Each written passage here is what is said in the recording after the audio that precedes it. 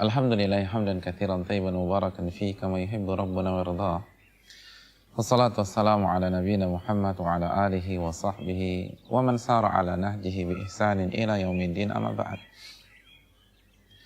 Saudaraku yang dirahmati oleh Allah Subhanahu wa taala.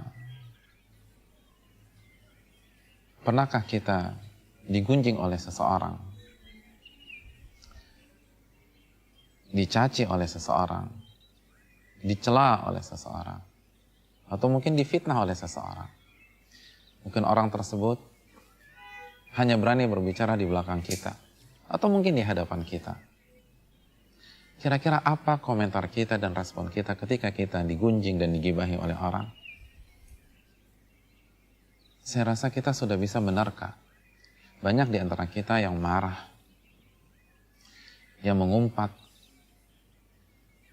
yang menunjukkan kekecewaannya karena merasa ditikam dari belakang saat ia digunjing atau digibahi oleh teman atau sahabatnya. Bahkan ada di antara kita ada yang mendatangi rumah orang tersebut dan melabraknya. Kita luapkan emosi kita dan kekecewaan kita di hadapan dirinya. Bahkan banyak di antara kita berupaya membuat skor menjadi satu sama. Kita gunjing dia di beberapa tempat pergaulan kita. Kita sebutkan aib-aibnya sebagaimana dia menyebutkan aib kita. Kita umbar kejelekan-kejelekannya, rahasia-rahasianya selama ini kita simpan rapat-rapat, sebagaimana dia mengungkapkan rahasia-rahasia kita. Mungkin itulah yang terjadi di masyarakat kita pada saat-saat ini. Tahukah kita bahwa menjadi korban gunjingan orang, fitnahan orang, itu pun dialami oleh para ulama kita.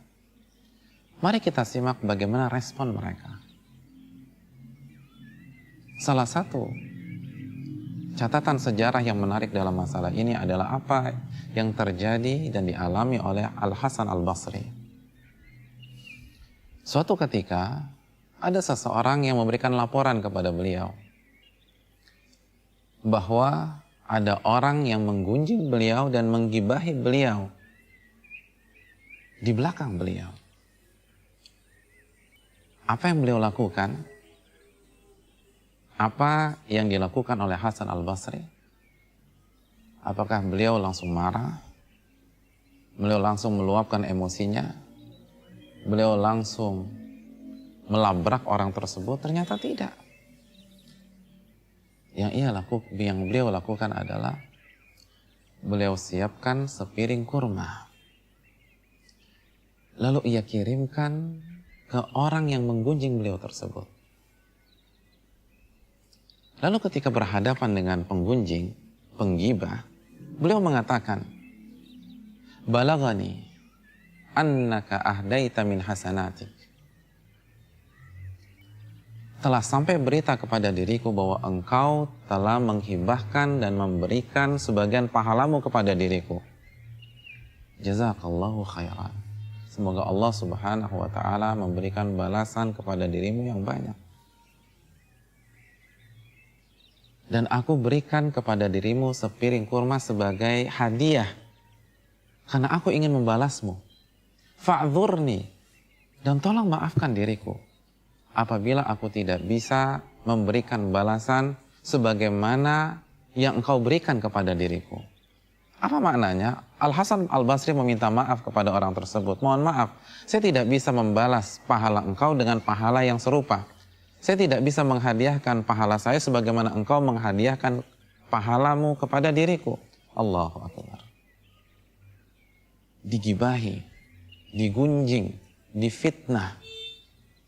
Bukannya malah marah dan mengamuk, justru menyiapkan sepiring kurma untuk dihadiahkan kepada orang yang menggibahi dia tersebut. Sudahkah iman kita, keyakinan kita, pemahaman kita sampai pada derajat seperti itu? Mungkin ada yang berkata, apakah beliau masih waras, Ustaz? Beliau sangat waras, dan inilah sebuah contoh dari kecerdasan keimanan seseorang, kecerdasan emosional seseorang. pada saat itu yang ada di benak beliau adalah sabda Nabi SAW. Ketika Nabi SAW bersabda dalam hadits riwayat Imam Muslim, seraya bertanya kepada para sahabat beliau, atadruna mal muflis? Tahukah kalian wahai para sahabatku, siapa itu orang yang bangkrut? Para sahabat langsung merespon dan menjawab, al-muflisu fina man la dirhama lahu wala mata'. Orang yang bangkrut di tengah-tengah kami adalah orang yang tidak memiliki dirham dan perhiasan. Orang yang tidak punya harta, hartanya habis karena sebuah kegagalan dalam bisnis misalnya. Lalu Nabi SAW meluruskan pemahaman tersebut apabila dikaitkan dengan agama.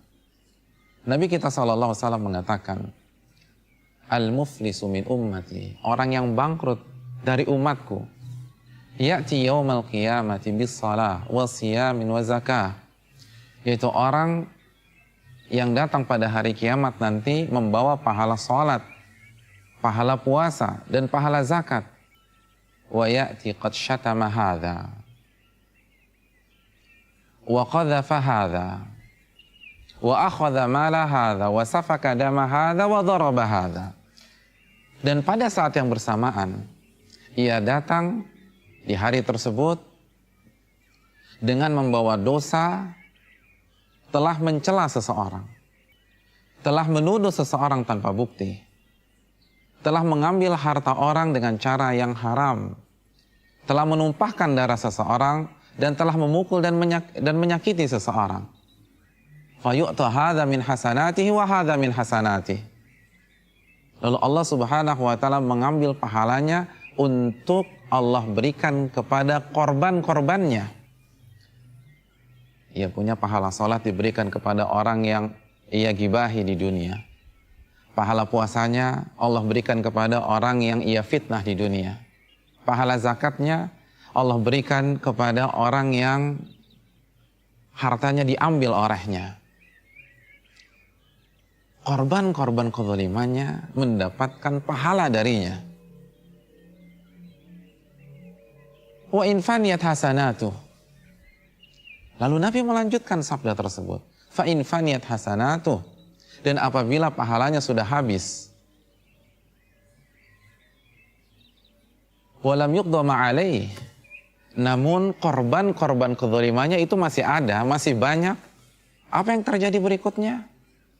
Ukhidha min khatayatihim faturihat alaihi thumma turiha finnar. Lalu dosa-dosa korban tersebut dilimpahkan oleh Allah kepada dirinya sehingga dia penuh dengan dosa dan kehabisan pahala, dan pada akhirnya dia dilemparkan ke dalam api neraka. Na'udzubillah min dzalik.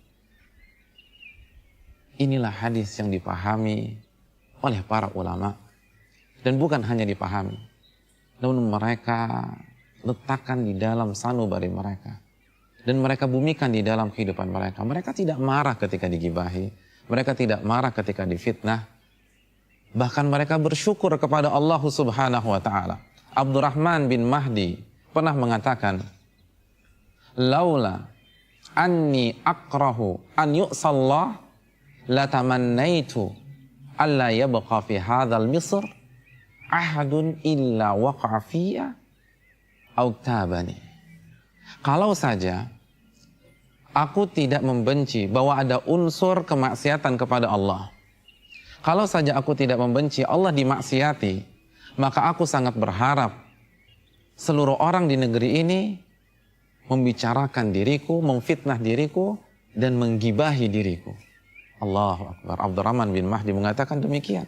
Saya sangat berharap seluruh orang menggunjing diri saya. Saya sangat berharap semua orang memfitnah diri saya kalau tidak ada unsur kemaksiatan kepada Allah. Tapi aku benci Allah dimaksiati dengan cara seperti itu. Maka aku tidak berharap demikian. Kenapa demikian? Saudaraku yang dirahmati oleh Allah, karena mereka paham dan mereka yakin setiap gunjingan, setiap fitnahan itu sama saja mentransfer pahala untuk diri mereka. Mereka akan mendapatkan pahala salat orang tersebut tanpa harus bersusah payah. Mereka akan mendapatkan pahala puasa, pahala zakat, pahala sedekah tanpa harus beramal dengan diri mereka sendiri. Dan kalau pemfitnah atau penggibah tersebut tidak memiliki pahala, maka kita sebagai korban mereka akan mentransfer dosa-dosa kita kepada penggunjing, penggibah, dan pemfitnah tersebut. Jika kita benar-benar paham hakikat dan fakta ini, apakah masih ada alasan untuk marah? Apakah masih ada alasan untuk kecewa? Apakah masih ada alasan untuk meluapkan emosi, bahkan mengumpat, atau bahkan berusaha mengubah skor menjadi satu sama? Renungkanlah, resapilah, agar kita benar-benar paham tentang masalah ini. Dan terakhir, bagi para penggibah, para pemfitnah, bertobatlah kepada Allah Subhanahu wa Ta'ala. Kenapa Anda memfitnah seseorang? Karena Anda benci dia. Kira-kira mau tidak Anda memberikan uang Anda kepada orang yang Anda benci? Tentu saja jawabannya tidak. Kalau Anda tidak mau memberikan uang Anda kepada orang yang Anda benci, kenapa Anda dengan mudahnya memberikan pahala Anda kepada orang yang Anda benci? Kenapa Anda dengan mudahnya memberikan ganjaran-ganjaran dari amal ibadah Anda kepada orang yang Anda benci? Dan mengapa Anda mempertaruhkan sehingga orang tersebut memberikan dosa dia kepada kita? Allahu Akbar. Renungkanlah. Mulai sekarang jagalah diri kita agar tidak menggibah orang dan memfitnah orang. Dan apabila kita sudah terlanjur beristighfarlah dan bertobatlah kepada Allah Jalla wa'ala. Semoga nasihat kali ini bermanfaat untuk si pembicara pribadi khususnya maupun yang mendengarkan dan menyaksikan secara umum. Aqulu qouli hadza wa astaghfirullahi wa lakum. Subhanakallahumma bihamdika